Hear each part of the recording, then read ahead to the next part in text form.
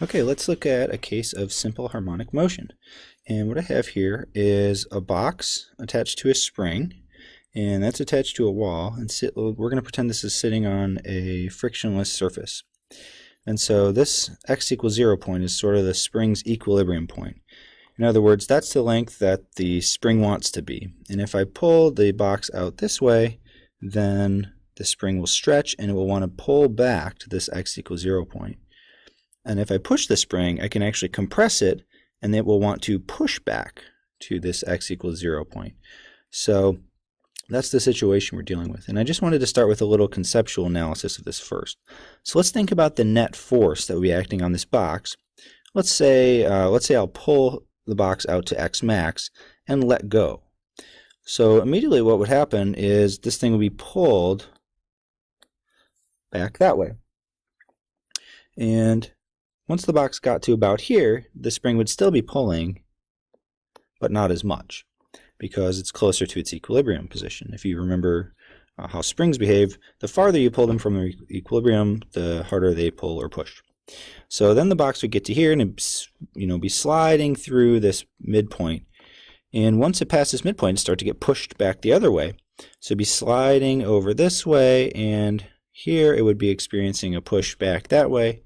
And once it arrived at x min, it would be experiencing a bigger push back that way. So this is just sort of showing the net force acting on the box as the box reaches this point, and then would come back this way, and it would just continue to oscillate back and forth as long as no energy was being dissipated due to friction or heating. So then let's also think about the acceleration. So remember that the bigger the net force acting on something, the bigger its acceleration. So the greatest acceleration would occur here. You'd have a small acceleration here, and the acceleration in the middle would actually be 0 because the net force is 0.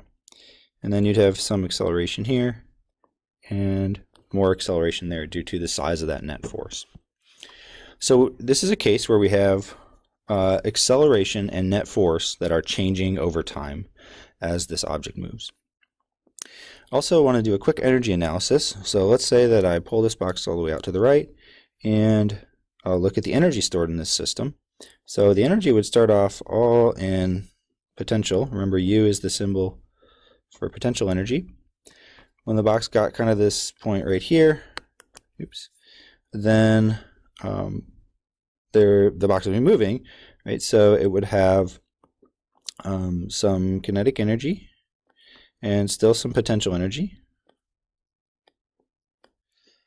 When it got to the midpoint, the spring wouldn't be stretched or compressed, and so all that energy would be kinetic. It would swing through that point and would still be moving, but more slowly, and so it would have less kinetic at this point here on its way to x min, and since the spring would be compressed, would have some potential energy, and then finally when it reached this endpoint here, would have all potential energy again because the box will have come to a stop. And then the process would start over again, and the energy would be transferred back to kinetic on the way back, and so on and so forth, back and forth. Okay, so what that ends up looking like graphically is shown here on the right. And I have a position versus time graph here, and a velocity versus time graph. And you can see with my dashed red lines kind of how they line up with one another.